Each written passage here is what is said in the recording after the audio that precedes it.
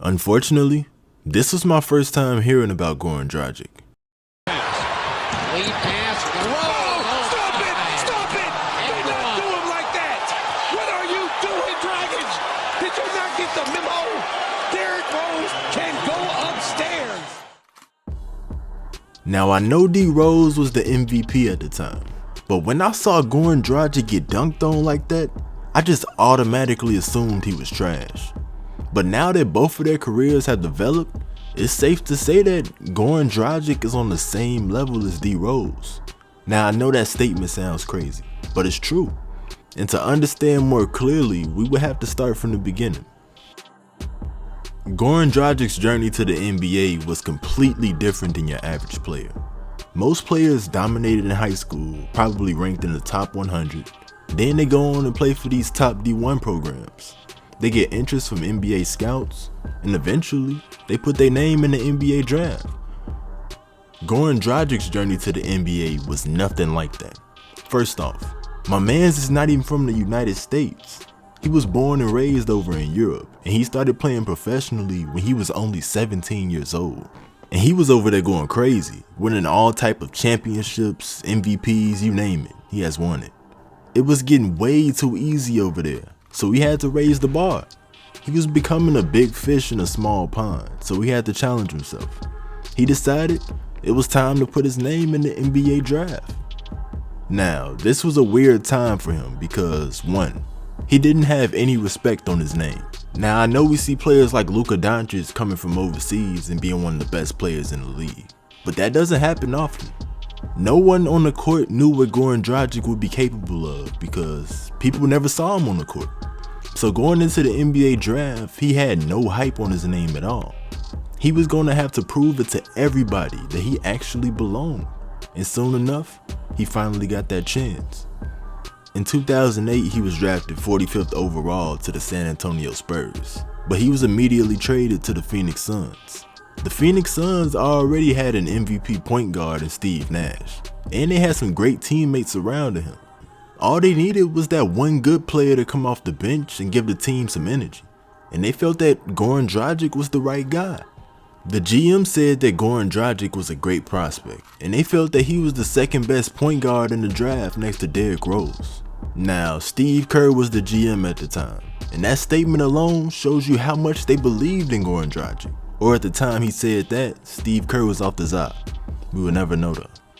But with all that being said, Goran Dragic came in playing pretty decent. He was a good backup point guard who contributed in any way that he could. And slowly but surely, he was starting to get some respect. Everything was going good, but it was one day when everything changed. It happened on January 22nd in 2010. The Phoenix Suns were facing off against the Chicago Bulls. It was about halfway through the season, and the Suns were considered the best team in the East. The Bulls were struggling at the time, so the Suns planned on getting the easy W, but that wasn't the case at all. It was a very close game. Goran Dragic was doing everything he could to give his team an advantage. He was just giving so much effort, but unfortunately, that's what got him messed up. The Bulls made a great play on defense, and they got on the fast break. Goran Dragic was the only one back on defense, and like I said earlier, he was giving all his effort, and it led to him getting embarrassed. Everybody at the time knows that if D Rose is on the fast break, you got two choices, get up or get out the way, but I guess bro didn't get the memo. The video of him getting dunked on had got 1 million views overnight, and this was back in 2010. YouTube wasn't as big as it is now, so basically 1 million views 10 years ago is 10 million views in today's time. So when I say that everybody saw it, everybody saw it. And he became known as that dude D Rose dunked on. This one dunk changed everybody's perspective about Dragic. But the crazy thing is that this humiliating moment really changed his career for the better. After this incident, Goran Dragic had a lot to prove. He had to save his name, so he got to work. He started putting in more work in the gym. Those times when nobody was watching him, he was working hard to get his respect back.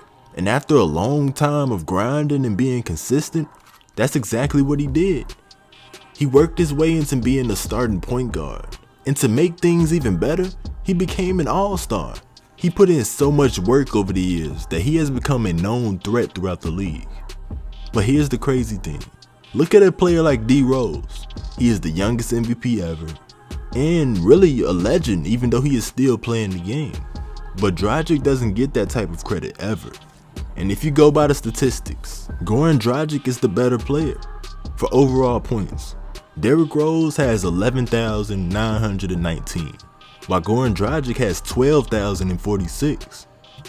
For rebounds, Derrick Rose has 2,161. Goran Dragic has 2,671. For assists, D Rose has 3,543. Dragic has 4,168. And last for steals, D Rose has 499, while Dragic has 844. It really just depends how you look at it. I know some fans care about statistics and other fans care about impact, but either way it goes, Goran Dragic showed that it's not about how you start, it's about how you finish. Peace.